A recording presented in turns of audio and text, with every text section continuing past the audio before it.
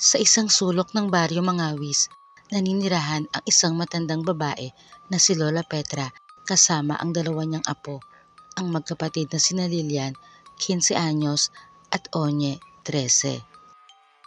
Payakman ang kanilang pamumuhay ay masaya silang maglolola maliban kapag nasa eskwelahan na ang magkapatid. Palagi kasing binubuli si Onye dahil isa itong PWD. May depresya ang kaliwang paa niya. Hindi siya nakakalakad ng maayos. Lagi naman siyang pinagtatanggol ng ate Lilian niya. Pero may pagkakataon na nasa loob pa ito ng klase kaya ang mga bullies ay nagkakaroon ng pagkakataon na ibuli si Onye habang hinihintay niya ang ate niya. Tulad nung hapon na yon, nilapitan na naman ng mga mapang-asar na kaklase si Onye. Pilit kinuha ang bag niya at nagpahabol sa kanya.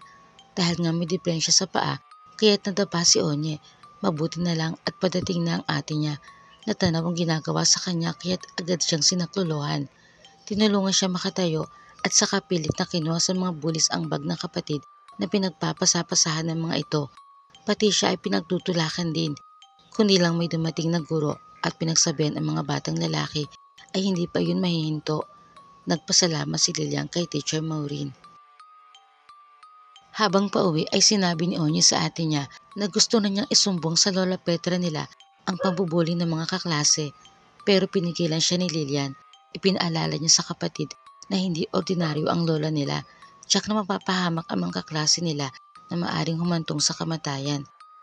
Humugot na lang ng malalim na paghinga si Onye. Sumang-ayon na lang siya sa ate niya. Niyakap ni Lilian ang nakababatang kapatid at sinabing maging matatag ito lagi dahil matatapos din ang pinagdaraanan nila.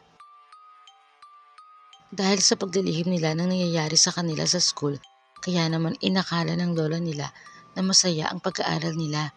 Sa tuwing kakamustahin sila ni Lola Petra, ang lagi nilang isinasagot ay ang mga natutunan nila sa klase. Pagsisinungaling pa ni Lilian, mababait ang mga kaklase nila. Kaya marami na silang kaibigan. Sinesegundahan naman yun ni Onye. Nag-imbento na lang siya ng kaibigang pinangarap niyang magkaroon. Ang sabi naman ng ate niya sa kanya, hindi nila kailangan ng kaibigan.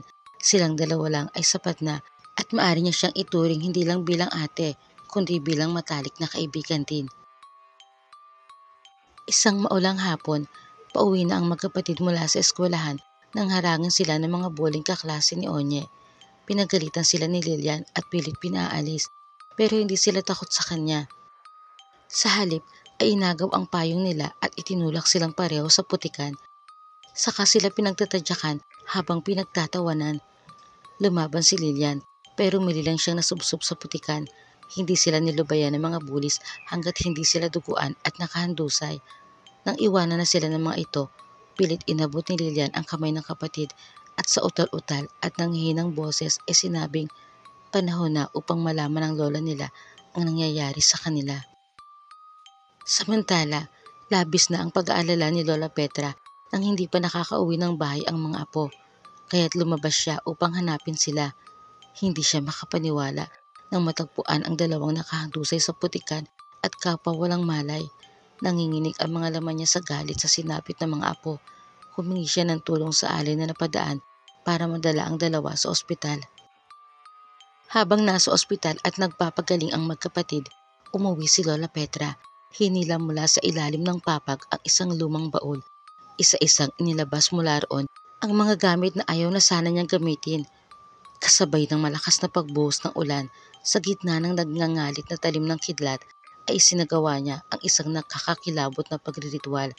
Mula sa paggamit ng kapangyarihang itim, ang mga kabataang may kasalanan sa nangyari sa kanyang mga apo ay isa-isang tinangay ng malakas na puwersa ng itim na hangin at dinala kung saan naganap ang pang-aapi nila sa magkapatid.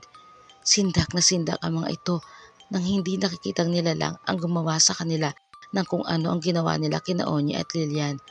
Naramdaman din nila ang takot at sakit na ipinaramdam nila sa dalawa.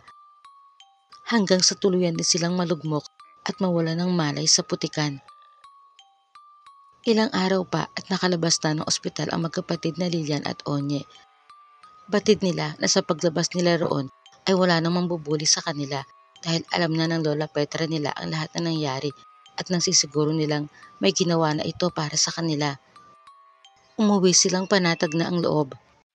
Nang makabalik sa eskwelahan ay naging komportable na rin sila dahil nalaman nilang pinatalsik na sa paaralan ang mga kabataang bullies dahil natuklasan ng principal ang gawain ng mga ito hindi lang sa kanila kundi maging sa iba pang estudyante na may mahihinang loob.